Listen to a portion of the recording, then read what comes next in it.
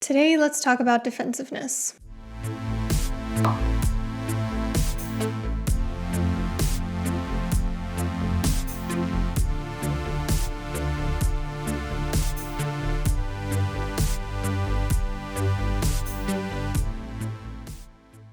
What do I mean by defensiveness? Well, defensiveness is, according to John Gottman, the relationship researcher, one of the four horsemen of the apocalypse, one of the four ingredients that actually predicts short-term divorce, not even long-term. Put simply, defensiveness is trying to protect yourself from a perceived attack. The key word here is perceived, because what we perceive as being an attack is not always an actual attack. A person who's defensive is chronically or frequently perceiving that they're being attacked, even in situations where they're not, in situations that are neutral, sometimes even situations that are positive, to the point where it starts to seriously harm their relationships because of the way they respond to other people expressing their needs. And it also kind of shoots you in the foot to be defensive in situations where it's not warranted, because it sets up this dynamic where you are defending yourself and the other person then slips into the role of attacker. And so then it becomes this vicious cycle where you're always trying to explain yourself to somebody who's not listening, when really in some situations you don't need to defend yourself at all, you just need to set a boundary. Also, defense mechanisms from a psychodynamic perspective tie into defensiveness. Defense mechanisms are a way that we try to shield ourselves from painful feelings by not really seeing reality for what it truly is. For example, projecting our own unwanted traits onto other people, repressing something that's too painful, denying something that happened. So a person who's highly defended in psychodynamic terms is someone who tries to protect themselves from perceived attacks to their ego or from perceived difficult, painful emotions. And again, as you can imagine, that can be pretty hard in relationships. And in my experience, defense mechanisms do often go hand in hand with defensiveness in communication. So let me show you some examples of defensiveness. Hey, can you come help me with this? Yeah, coming. Gotta say, I've been feeling a bit unsupported around the house lately. I feel like I've been doing the bulk of the chores. Oh, I guess I'm just the worst wife in the world, huh? What? That's not what I said. Yes, you did. You just accused me of being a deadbeat. No, all I did was express how I'm feeling. My character in this roleplay heard I've been feeling unsupported around the house and I've been doing the bulk of the chores, and filtered it through the defensive lens, distorting it to be, you're a deadbeat and the worst wife in the world. This is why defensiveness is so insidious. It convinces us that we're being attacked, even when presented with neutral or sometimes even positive feedback. So I spoke to John today. Okay. Yeah, he said he saw you at McDonald's last Thursday, but you didn't see him. What are you implying? Nothing, he just mentioned it to me. But why? What was he trying to say? That I was rude for not waving at him? No, he didn't say that. Did you intentionally not wave at him or something? Of course not. I had no idea he was there. What is this, the Inquisition? Here my character was feeling defensive because she actually did have something she was feeling guilty about. Perceiving and preventing attacks preemptively. Sometimes people are on the defensive because they're expecting to be called out for their behavior. The other person might not have any idea what they just walked into. Now, what causes defensiveness? Like with most difficult interpersonal experiences, it usually comes down to early childhood experiences. If you were frequently criticized or nitpicked or attacked or scapegoated in your family of origin, made to feel like everything was always your fault, you could become a very defensive person as an adult because you learned in childhood, okay, I need to always defend myself. And so when you get to adulthood, you're still trying to keep yourself safe in that way. So for example, emotionally abusive parents who are very critical to their children can create defensive children. Or somebody being kind of the black sheep of the family that absorbs all the blame for everything that goes wrong in other people's lives can become defensive later on. It can also just be from modeling, from caregivers. Like if your parents always shut down during conflict and refuse to take responsibility and communicate healthily, you never had access to those skills. You never saw it modeled, so you don't know how to respond non-defensively. You automatically resort to defensive behavior. But it's not always in childhood. Sometimes we can become defensive because of relationships that we have in adulthood too. So if you have an ongoing relationship with someone that often criticizes you or attacks you, that can also make you defensive even if you weren't originally. There's a very well-established cycle between the criticizer in the relationship and the defender in the relationship. Typically, one person in the relationship has a lot of unmet needs or requests from the other person, and if they communicate those needs in a very critical way, criticism also being one of the four horsemen of the apocalypse, the other person is quite likely to at some point get defensive because they're tired of constantly being criticized. The more they defend, the more the other person feels like I'm not being heard and I need to criticize even harder. And the more that makes that person be defensive. Defensiveness can also come up when you're very emotionally heightened in the heat of the moment. If you're going through a really stressful experience or you're regressing psychologically because of a really hard time in your life. It can also take place because of shame. So let's say, for example, you're a person who secretly binge eats. So in public, you make a really big point of talking about your dietary restriction so that everybody knows that you're a person that eats really healthy. That in and of itself is defensive in that it is a defense mechanism of compensation or overcompensation. But also it might show up in defensiveness if somebody touches on that aspect of your shadow self. The shadow self being everything that you wish not to be, the binge eater in this situation. So if somebody were to come up to you and say like, oh wow, what do you got there on your plate? You might, because you're feeling defensive, blow up on them and say, what are you talking about? What do you mean, what do I have on my plate? It's all very healthy. Also, sometimes people get defensive when they actually have something to hide.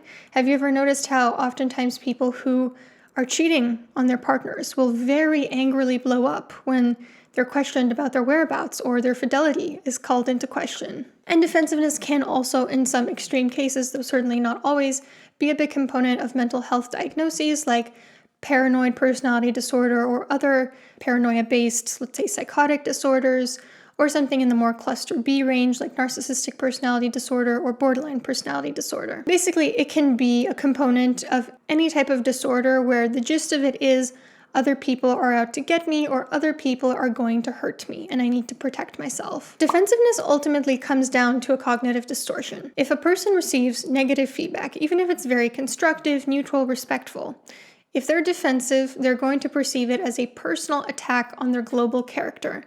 It's not just, oh, there's this one thing I could do better or that there's one tiny aspect of myself that I could improve. It's I as a bad person am bad and unaccepted. There's something globally wrong with me. For example, let's say that you're at a parent-teacher conference and your teacher says, your school paper didn't really address the topic at hand. You might be hearing, you're a terrible student. Or even if somebody is giving you neutral or ambiguous feedback, you're going to perceive that as criticism.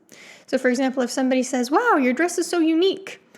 Okay, like it could be perceived as ambiguous. Like, what do you mean unique as in weird or unique as in cool? A person who's defensive is probably going to automatically assume that it means your dress is strange. And sometimes even positive feedback can be perceived as criticism too if a person is very defensive. Somebody might say, wow, I love your hair. And if you're super defensive, super defensive, you might hear, why would she say that? I'm having a terrible hair day. Is she being sarcastic? Is she making fun of me? The core belief with defensiveness is everyone is out to get me. People often attack me, and I need to protect myself from them. In order to shake off defensiveness, we need to replace that core belief with something more to the default of, let me give everyone the benefit of the doubt. Most people are not out to get me, but even if they were, I don't need to defend myself from their attacks, because there's actually not that much they can do to hurt me, and also, I cannot control what they think of me, so I don't need to defend myself. And you may have been hurt in the past, but that doesn't mean that it's necessarily the case anymore that people can hurt you. Even if somebody's criticizing you, you will live,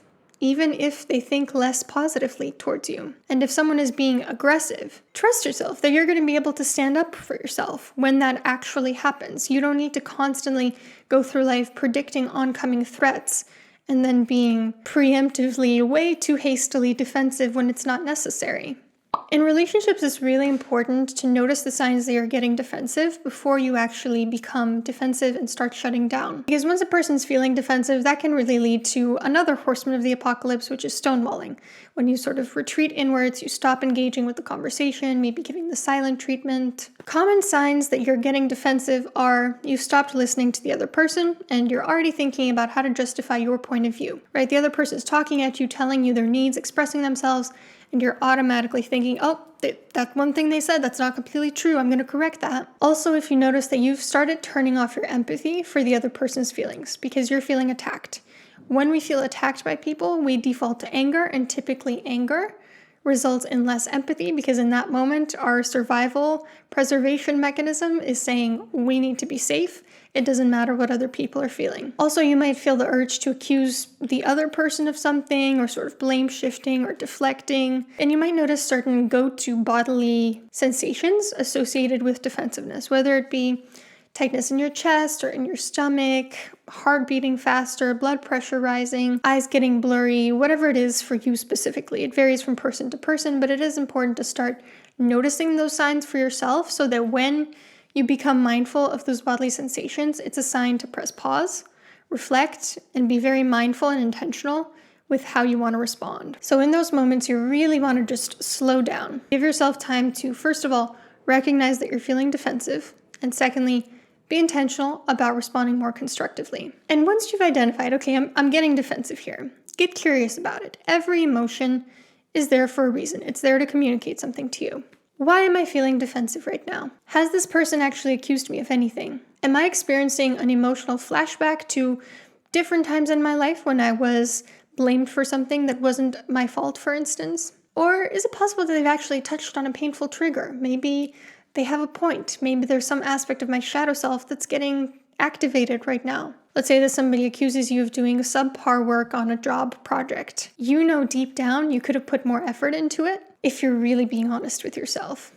And so instead of getting defensive, take that time to reflect and be like, you know what, they probably have a point. I probably could have done a little bit better on this project. Do not in that point explain yourself, defend yourself, justify yourself, rationalize. Instead, there are kind of two situations here. There's the situation where somebody is actually attacking you, and there's a situation where somebody is not attacking you. They're just expressing how they feel or expressing a need that's not met or giving you some constructive criticism. If it's the latter, and this is somebody whose relationship you value, who cares about you, who you have a feeling would probably not accuse you baselessly of something, try to paraphrase what the other person is saying to you and what they're feeling specifically. Express understanding and care for their feelings. Ask clarifying questions. Take responsibility and apologize when necessary.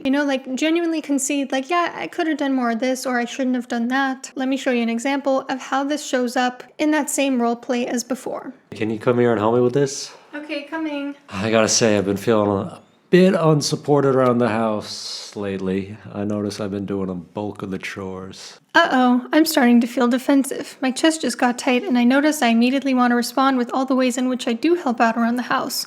But this is someone I care about and I don't want to ruin this relationship with defensiveness. So let me take a deep breath. And now that I've recognized I'm starting to feel defensive, let me try those techniques Dr. Anna mentioned. Oh, I'm sorry you've been feeling unsupported around the house. How long have you been feeling that way? Probably the past couple weeks. I guess I have been pretty busy with work, haven't I? I'm sorry, baby. The last thing I want to do is make you feel this way because of my work issues. I appreciate that. What would help? Well, I was thinking maybe you could handle the cooking tonight just so I could take a little break from all these chores. Sure, I can do that. Awesome, thank you. What about if this person is genuinely attacking you, though? If this is not somebody that you care about or somebody who's made it clear they're not willing to engage with you constructively, I still don't think it's usually a good point to defend yourself, to justify yourself, to explain, to rationalize, because again, then you're positioning yourself as the defender and them as the attacker. And that's exactly what they wanted, and now you're deeper entrenched in that dynamic. Instead, do still reflect back what they're saying, do still paraphrase what they're saying, because even if they're completely not open to having a discussion with you that is bi-directional and constructive, it still might help get them off your back faster if they feel hurt. You don't need to tell them, oh, I completely disagree with you, and no, you're in the wrong, I didn't do what you're saying I did. Just make them feel heard. Just say, oh, I hear that you feel blank. And just never let it get any deeper than that. Don't cave into their desires, don't let them bait you into a back and forth. Just make them feel heard until they tire themselves out. Be a broken record on the same loop. And of course, don't be like a doormat either. Like if you have boundaries or requests of your own, also intersperse those as well. But if you're dealing with a truly difficult person, it's honestly just gray rock them, just acknowledge the facts. And the facts are, oh yeah, you're feeling upset. You're feeling angry.